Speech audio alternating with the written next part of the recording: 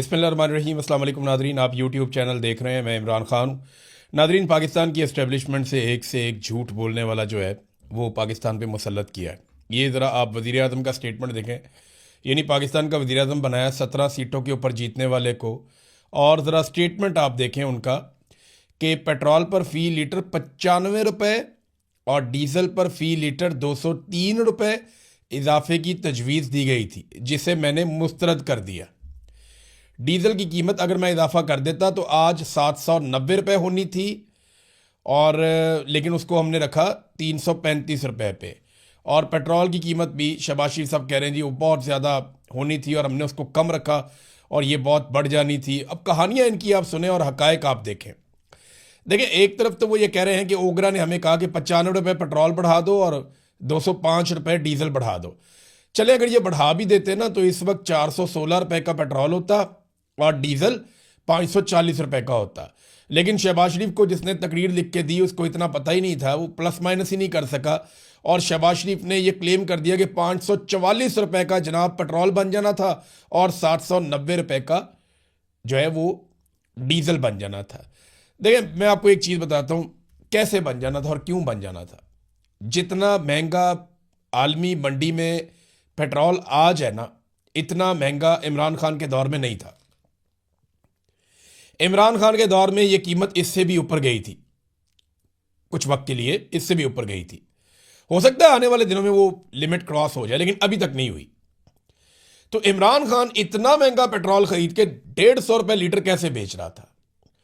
सवाल जो पैदा होता है वो ये है कि इमरान खान इनसे महंगा पेट्रोल खरीदता था और 150 रुपये लीटर बेच देता था, और ये शहबाज शरीफ उस वक्त चौड़े होकर कहते थे कि आलमी मंडी में जो कीमत है इसके हिसाब से 70 रुपये मजीद कम कर दो। यानी उस वक्त कुछ 70-80 रुपये की कीमत कह रहे थे, यहां पे ले आओ कोई नुकसान नहीं होगा। आज वो कहता है कि जी 790 रुपये लीटर मैंने बेचना है और मैं कौम पे बहुत बड़ा एहसान कर रहा हूं। भाई, इमरान खान तुमसे महंगा पेट्रोल खरीद के 150 रुपये का बेच रहा था, ये सस्ता पेट्रोल खरीद के 350 रुपये से ज्यादा का बेच रहे हैं, और फिर भी कौम पे एहसान चढ़ा रहे हैं कि जनाब हम तो सस्ता बेच रहे हैं, हम तो जेब से पैसा डाल रहे हैं। तो ये सारा फ्रॉड है, झूठ है। हाई ऑक्टेन के साथ इन्होंने जो किया, उसके बाद पीआईए जिन्होंने खरीदी है उन्होंने रुला डाल दिया। वो आरिफ हबीब साहब आए, उन्होंने कहा जी इस कीमत के ऊपर तो हम पीआईए को चला ही नहीं सकते, पीआईए तो बंद हो जाएगी, वो तो खसारे में चली जाएगी। तो वो जो पीआईए जिन्होंने खरीदी है ना, वो इनसे ठीक करवा लेंगे कीमत, या उनसे कोई ना कोई कोटा ले लेंगे, या कोई ना कोई अपना माहौल बना लेंगे। वो हाई ऑक्टेन का अपना कोई ना कोई जुगाड़ निकाल लेंगे। उन्होंने जहाज चलाने हैं, वो कभी भी नुकसान में नहीं जाते। आरिफ हबीब साहब इस बात की खातिर जमा रखें कि फौजी फाउंडेशन के साथ उन्होंने इत्तेहाद किया है, और पाकिस्तान में फ़ौज ने बेशक कोई ज़मीन फतह नहीं की, फ़ौज ने बेशक कश्मीर को और फ़लस्तीन को आज़ाद नहीं करवाया, बेशक हमारे दरियाओं का पानी जो भारत ने रोका उनको आज तक नहीं छुड़वा पाए, बेशक हमारे बहुत बड़े बड़े इंटेलिजेंस फेलियर हैं, बेशक पाकिस्तान दो टुकड़े हो गया है, बहुत अजीबोगरीब किस्म की पाकिस्तान की फ़ौज की कारकर्दगी रही है। लेकिन इसके बावजूद अच्छी भी रही है बाद औक़ात। ये अभी तैयारे गिराए थे इंडिया के, उससे पहले 1965 में हमने बड़ी तगड़ी जंग लड़ी है, हमारे लोग बड़ी बहादुरी से लड़ते भी रहे, ये बात भी ठीक है। लेकिन कोई ऐसा कारनामा नहीं है जिसको हम कहें कि ये इलाका पूरा ऐसा है जो पाकिस्तान की फ़ौज ने फतह किया है। पाकिस्तान जब बना था ना तब बड़ा था, आज छोटा है। चाहे आप जाके इसको नाप लें गिलगित बल्तिस्तान में, जहाँ पे आपके ग्लेशियर्स हैं, वहाँ पे जो इलाके हमारे हुआ करते थे वो अब इंडिया के कब्ज़े में है। चाहे आप इसको नाप लें रकबे के नुक्ता नज़र से, पूरा का पूरा बांग्लादेश टूट के अलग हो गया, एक अलग मुल्क बन गया। तो पाकिस्तान की ज़मीन गई है, पाकिस्तान को ज़मीन मिली नहीं है। जब से पाकिस्तान बना उसके बाद से लेकर अब तक पाकिस्तान छोटा हुआ, बड़ा नहीं हुआ। फ़ौज का काम था कि पाकिस्तान की ज़मीन की हिफाजत करती, लेकिन बदकिस्मती से नहीं हो पाया। लेकिन फ़ौज ने कारोबार में कभी नुकसान नहीं किया। आज तक एक भी कारोबार ऐसा नहीं है जहाँ फ़ौज को नुकसान हुआ, चाहे डीएचए हो, चाहे इनका खाद बनाने का कारोबार है, चाहे बैंक का कारोबार है, चाहे एजुकेशन का कारोबार है, चाहे सड़कों का कारोबार है, कंस्ट्रक्शन का कारोबार है, और बेशुमार दूध का कारोबार है, मक्खन का कारोबार है, बहुत सारे कारोबार हैं। अब तो उसमें भी आ गए हैं, ये जो मोबाइल फ़ोन कंपनी है वो भी एक बनी हुई है, तो बड़ा कारोबार है।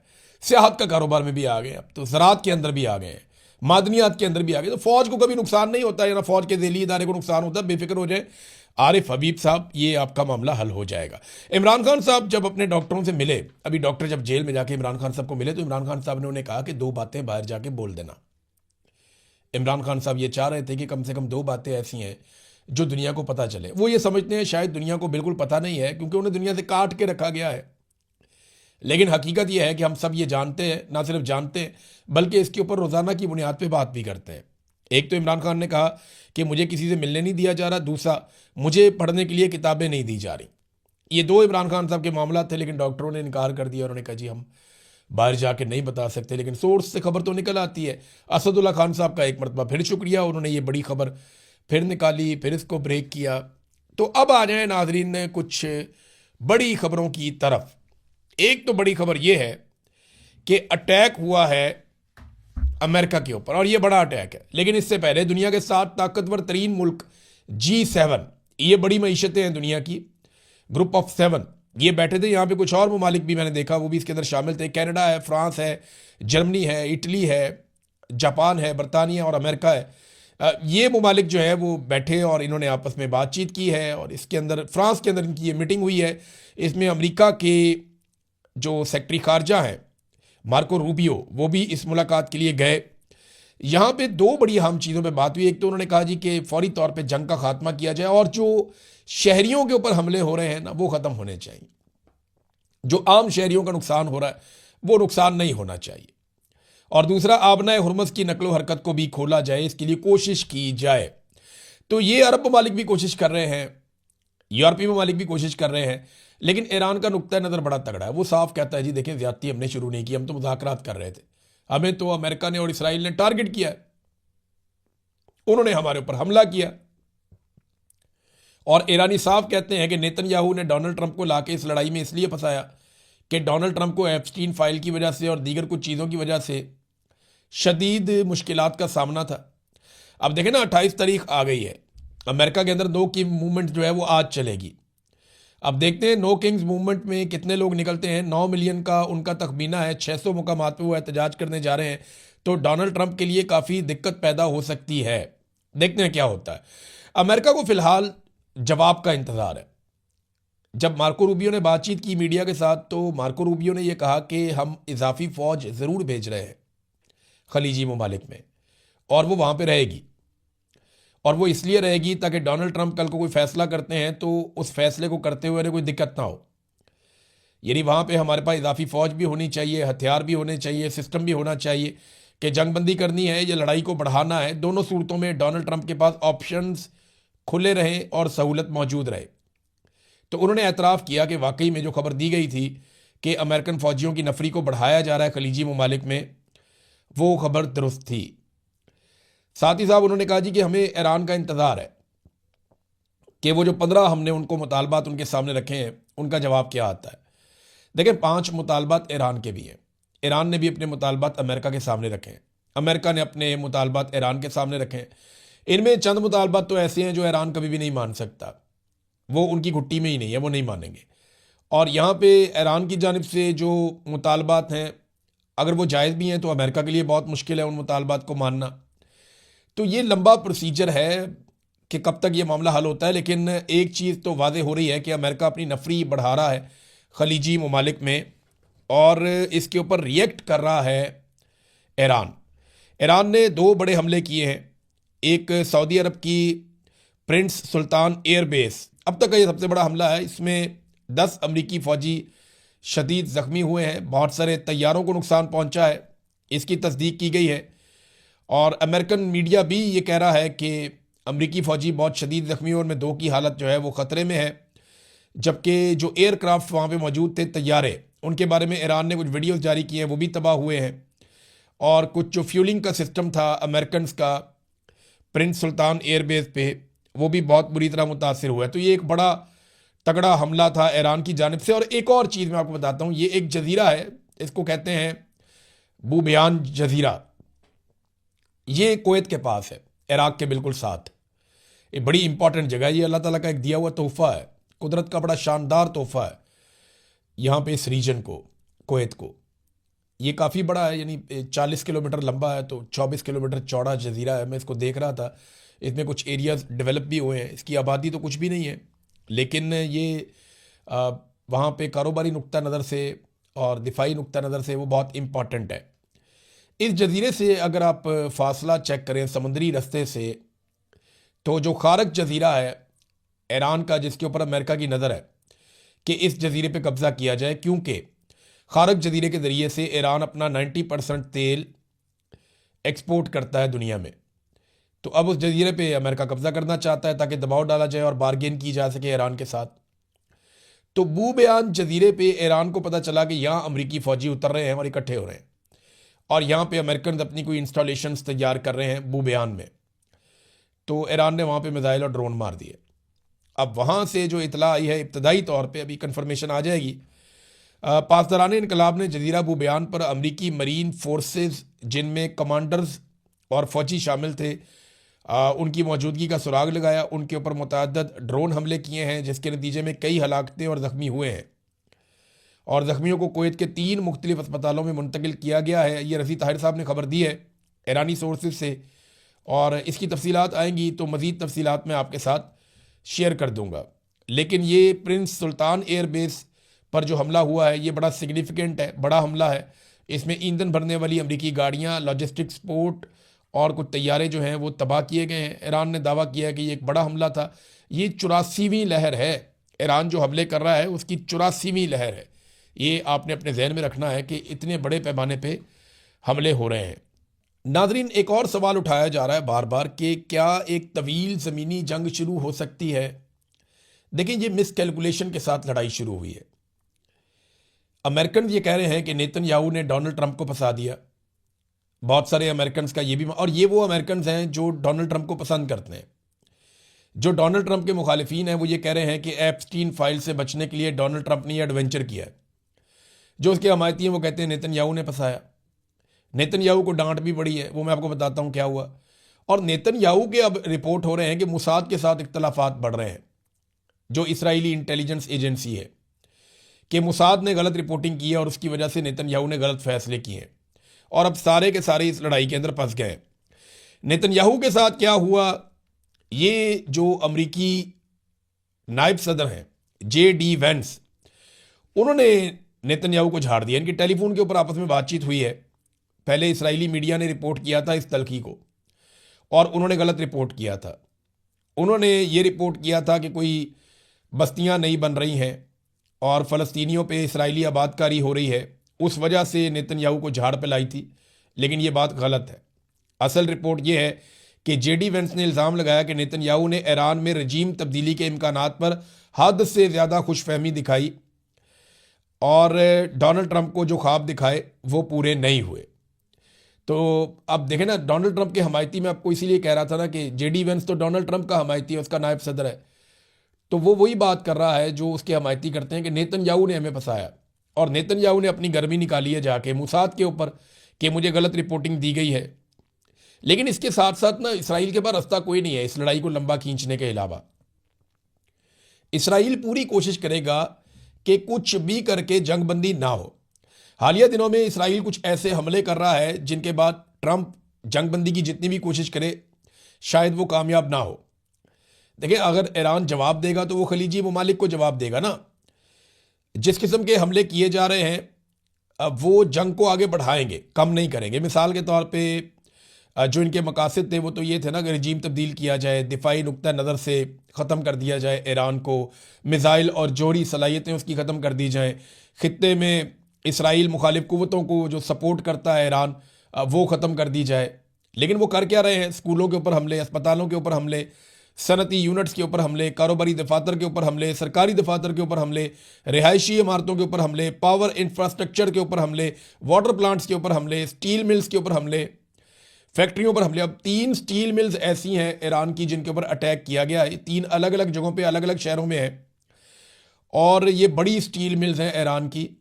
और गालिबन अमेरिका और इसराइल ने यह हमला इसलिए किया कि उन्हें ये लगता होगा कि यहाँ से ईरान को अपने दिफाई साजो सामान को बनाने के लिए स्टील मैसर आता है।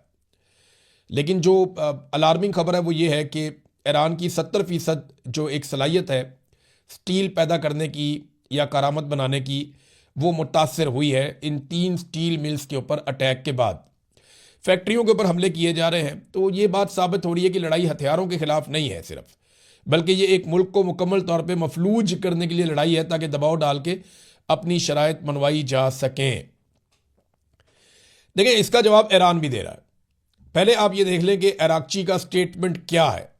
अराक्ची एक खौफनाक हकीकत सामने लेकर आए अपने ऑफिशियल स्टेटमेंट में। उन्होंने कहा 27 दिनों की इस गैर कानूनी जंग में अमेरिका और इसराइल ने ईरान भर में 600 से जायद स्कूल तबाह कर दिए, जिसके नतीजे में 1000 से जायद तलबा और उसातिज़ा शहीद हो गए। ये बड़ी खौफनाक हकीकत है। ये कार्रवाइयाँ इस बात की अक्कासी करती हैं कि शहरी ढांचे को मुनज़्ज़म अंदाज में निशाना बनाया जा रहा है, जहां इंसानी जानों और बुनियादी इक़दार की कोई परवाह नहीं की जा रही। ये इंसानियत के लिए एक संगीन और तशवीशनाक सूरत हाल है। ये जंगी जराइम के ज़ुमरे में आता है। अब ये काम यहाँ से किए जा रहे हैं। दूसरी जानिब ईरान भी वार्निंग दे रहा है। अब जब ईरान के अंदर स्टील मिल्स तबाह की गई हैं और वाटर प्लांट जो हैं उनको निशाना बनाया गया है, तो ईरान ने भी कुछ जगहों की निशानदेही की है। ये 6 जगहों पे ईरान अटैक करेगा स्टील मिल्स के ऊपर।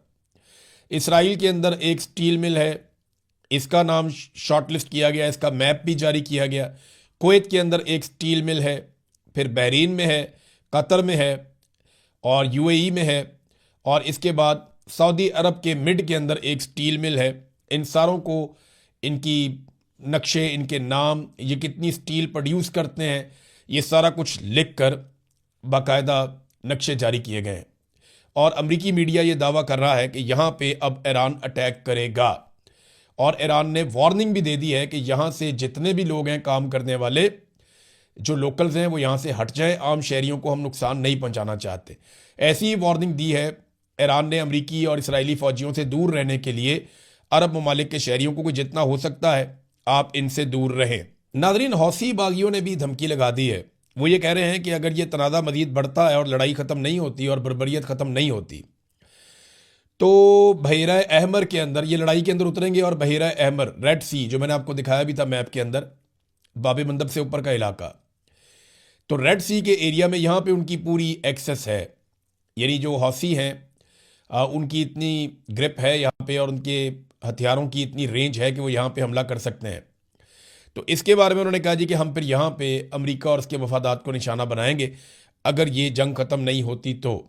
दूसरी जानिब सऊदी अरब, तुर्की, मिस्र और ये तीन मुल्क हैं, तीनों मुसलमान मुल्क हैं, क्योंकि मिस्र और तुर्की जो है वो कोशिश कर रहे हैं पाकिस्तान के साथ मिलकर कि ईरान, इसराइल और अमेरिका में जंगबंदी हो जाए। सऊदी अरब जो है वो बराह रास्त इसके लिए एक बेनिफिशरी है। तो ये वज़राए ख़ारजा पाकिस्तान आ रहे हैं मुबैना तौर पे, और ये आ सकते हैं। सऊदी अरब क्योंकि गल्फ़ कंट्रीज़ का लीडर है तो वो सबकी नुमाइंदगी कर सकता है।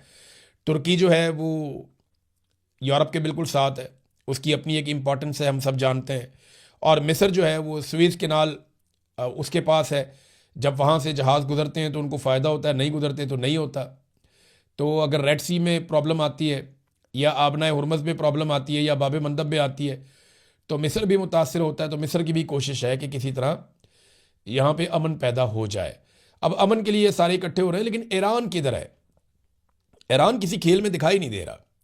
ईरान किसी चीज़ का हिस्सा नहीं बन रहा। ईरान बहुत मोहतात है और उसको इस बात का अंदाज़ा है कि उसके ऊपर बड़ा हमला किया जाएगा। ईरान की ज़्यादा तवज्जो इस बात पे नहीं है कि वो जंग को रोके कैसे। उसकी ज़्यादा तवज्जो इस बात पे है कि अगर जंग बढ़ती है तो उसको मैनेज कैसे करना है, उसको लड़ना कैसे है। बहुत बड़ी मिकदार में उसने मिसाइल बनाकर रखे, कोई ये तवक्को नहीं कर रहा था। बहुत बड़ी तादाद में उसके पास ड्रोन्स हैं, ये कोई सोच भी नहीं सकता था। तो ईरान का ज़्यादा फोकस इस बात पे है कि रशिया के साथ, तुर्की के साथ, सेंट्रल एशिया के कुछ ममालिक हैं उनके साथ, और चाइना के साथ उसने अपना रिलेशन कैसे रखना है और उनके साथ किस किस्म का ताल्लुक बनाकर रखना है कि अगर लड़ाई लंबी चलती है तो ईरान सस्टेन कर सके। ये है वो इम्पॉर्टेंट चीज़ जिसकी तरफ ईरान इस बात से ज़्यादा तवज्जो दे रहा है कि मुज़ाकरात में क्या बनता है। और देखिए, मुज़ाकरात के हवाले से भी जो ताज़ा हमले हुए हैं ईरान पे, बड़े खौफनाक हमले हुए हैं और जवाबी हमले भी ईरान ने किए हैं। लाजमी बात है, जब भी उस पर अटैक होता है वापस अटैक करता है वो तो रुकता नहीं है। तो अराक्ची ने कहा है, जो अब्बास अराक्ची हैं वज़ीर ख़ारजा ईरान के, उन्होंने कहा जी डोनाल्ड ट्रंप ने जो एक डेडलाइन दी है मुज़ाकरात के बीच में, ये उसकी वायलेशन है जिस किस्म के हमले हमारे ऊपर हो रहे हैं। और ईरान की जानिब से अभी भी उन 15 नुकात के ऊपर कोई जवाब नहीं आया। मेरे ख्याल में चंद चीज़ें वो मान सकते हैं, चंद चीज़ों पे डिबेट हो सकती है और चंद चीज़ों को वो नहीं मानेंगे। यहां अगर जंगबंदी होती है तो ईरान की टांग ऊपर है, यानी ईरानी खुश रहेंगे कि उन्होंने इस लड़ाई को हारा नहीं है। लेकिन अगर टेबल के ऊपर वो इस लड़ाई को हार गए, बाद वक़्त होता है ऐसे है कि जो लड़ाई आप मैदान में जीतते रहे होते हैं वो आप टेबल पे हार जाते हैं।